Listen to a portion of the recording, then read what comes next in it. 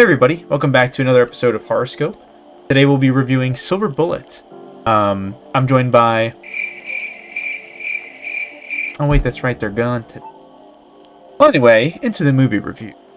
So, Silver Bullet came out on October 11th, 1985. It was directed by Dan Hias. The original story was written by Stephen King. It was a short story and had a little bit more of an actual werewolf quality than this movie follows, which doesn't really follow like a full moon equals werewolf.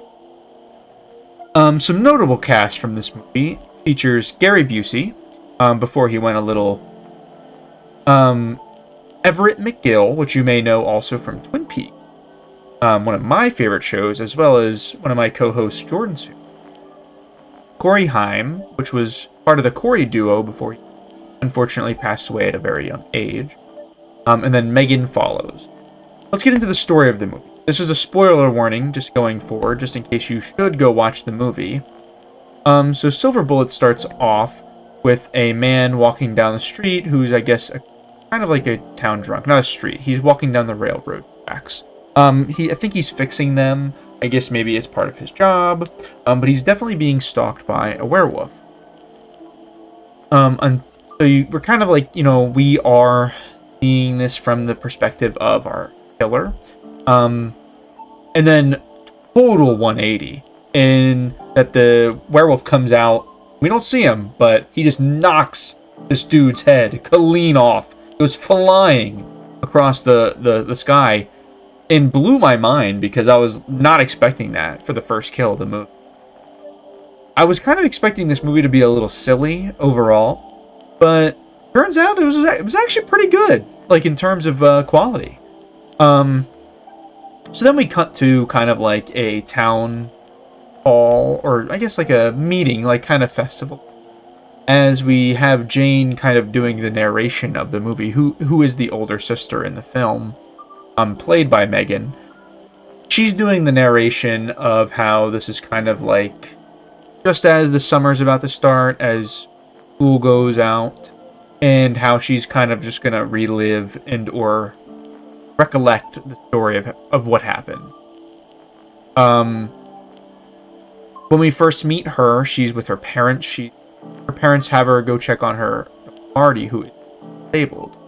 There's a lot of resentment from Jane in the beginning of this movie, as her parents kind of treat her like an afterthought, or in her mind, her parents treat her like an afterthought because she thinks that Marty's ability kind of makes them him differently. So then they kind of put a little bit more pressure and a little bit more emphasis on her to take care of him and to also be like a third parent. We cut to Marty and his one friend playing, and they find a snake and they're gonna scare his sister as she's coming to look for him. Marty's kind of not down for the idea, as I think he actually does feel bad for his sister position that she's in, and I think he does care for her. I mean, obviously throughout the film they kind of grow their relationship together as brother and sister, but I think there is an deep down mutual understanding for one at the beginning. I mean, Jane a little less than Marty, but I think Marty understands the position that she's been put in because of him, and I think he kind of tries to rectify that with like some of his behavior and like what he does. His friend ends up scaring his sister, which makes her dirty, and they go home, and she's obviously upset. He comes in at nighttime to drop off money to replace the pantyhose that she ruined, which once again shows his humanity and that he's caring for his sister, even though he knows that put in is not what is ideal for her. You don't really see the werewolf pop up throughout the movie until a little later in terms of person. So a couple more killings happen, nothing necessarily notable except for some growth of the character, which Stephen King writes excellent in his books, as well as when it comes to writes in a way that I love, in terms of that he just makes his characters so human and normal, but not in a bad way. It's normal in the sense that we as normal people can relate to them, where they find themselves in these odd and weird challenges that they have to overcome, and that's really cool. And can just really get behind the character growth people. As it gets a little later into the film, we meet Marty and Jane's uncle, who is known to be a drunk and kind of, I guess, doesn't really know what he is doing with his life. Marty really admires him and looks up to his uncle. And when Jane finally tells him that he is a drunk, she is a little sad by that, because I think it really hurt Marty, because he does look up to him. And that's Gary Busey's character. We find out that Gary Busey's character, his name is Red in the movie. Red had built Marty his first motorized wheelchair called Silver Bullet. And I think that's why Marty has a lot of respect for him, because Red doesn't treat him like he has a disability. Red treats him like a normal person, like a normal kid. So later in the movie, they don't really show it or talk about it, mention it very much, but Red does kind of overcome his alcoholism and kind of, grows as a character and is really there for the people that love him.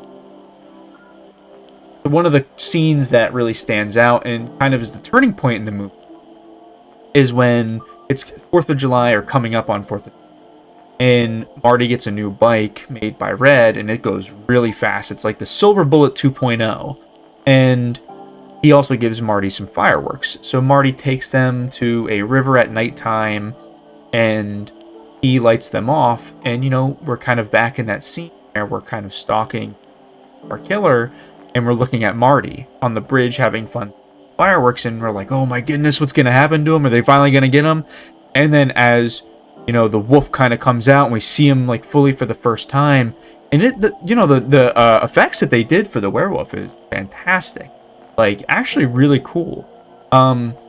And Marty takes the fireworks, and he's, like, kind of frozen in place. He can't move. The silver bullet is stuck, and he takes the firework and just rips it. I'm talking, like, he lights it and aims that, and he's ready to blow off this werewolf's head. And it flies right into the werewolf's eye, which caught me off guard, because, once again, great visual effects, and I think practical, for the most part, all practical effects. And it was done really well, and we're finally like, oh, we can figure out who this is now, because whoever this is that turns back into a human is going to have, some damage to that ocular. So, Marty finally gets away after, stunning our big bad, and he gets back home and tries to tell Jane what happens, and he at first doesn't really believe him, but then he tells her, what had happened, like, I, injured the werewolf. So we can figure out who this is. So Jane kind of is not buying it, but she's like, all right. And even in her narration, she's like, at first I didn't believe him. So she goes around town and tends to, like, collect some recycling for a charity.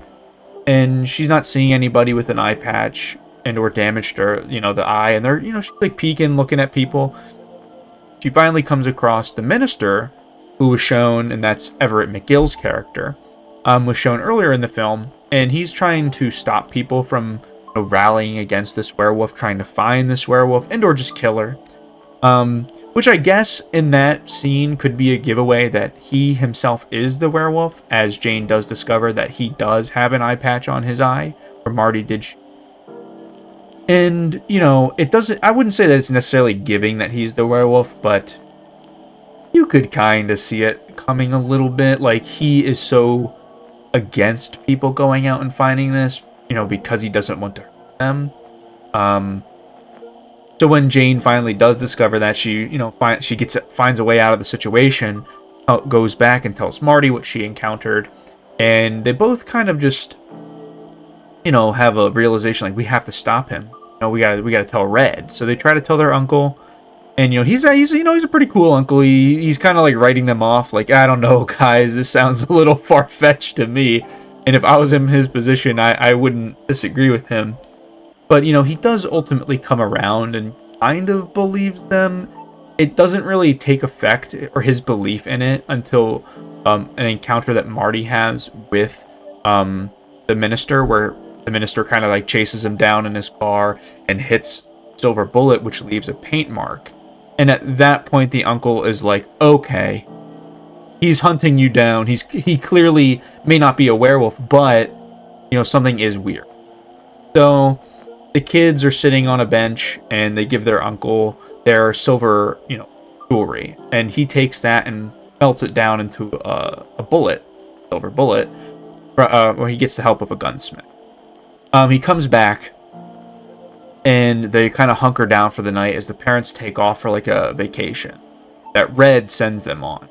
And they kind of know that the Reverend is going to come hunting Marty because, he knows now that Jane and Marty know, so he's got to do something, or else everybody's going to know his secret. So he does break into the house, and eventually he shuts off the power. He makes them a little scared. He breaks through the door, or the wall, honestly. And it was great because that scene, Gary Busey they did not rehearse that scene. So it was great. His reaction of like actual fear, where he's like, oh! is genuine.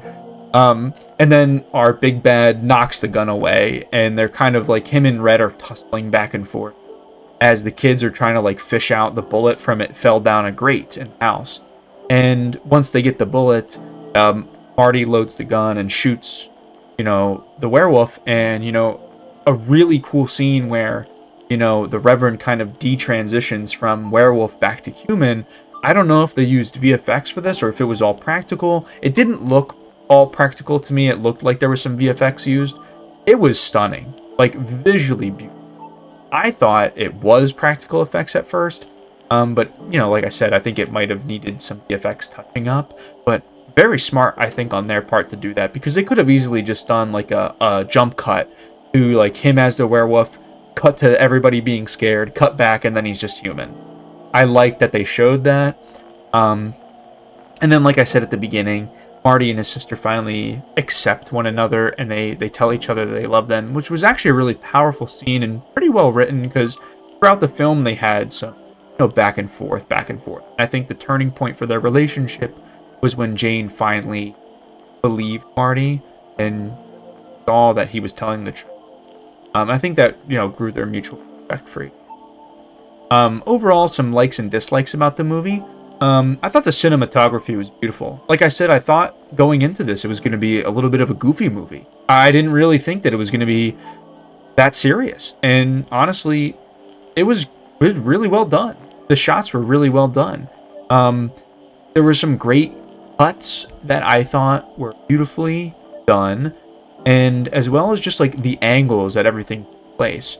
I thought the stalking scenes were particularly interesting because it wasn't just like, clear and everything like that. We were actually behind bushes and stuff, getting the visuals of what we would be like as the killer.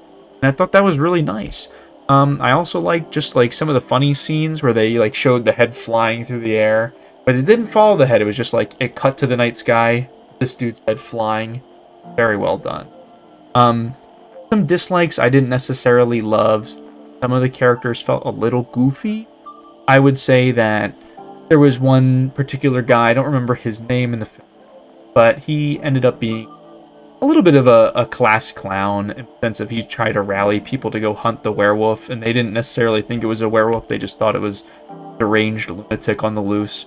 And they ended up going to a swamp or the woods, and it was very foggy, and they were all scared, and they all just ended up getting absolutely destroyed by this werewolf in the fog, and it was just a goofy part of the movie. But other than that, very well done movie in terms of visually. I thought the score for the movie, the music was very well done. Honestly, for the 80s, I know the 80s has some absolute banger tracks, and I think for this, it was really good. Overall, I think I'd rate this movie about like a 7.5 out of 10. I thought Silver Bullet was really good, and I think I would tell people to check it out, as I'm telling you right now. So go watch the movie if you haven't yet. And thanks for watching, and we'll catch you in the next episode of Horrorscope.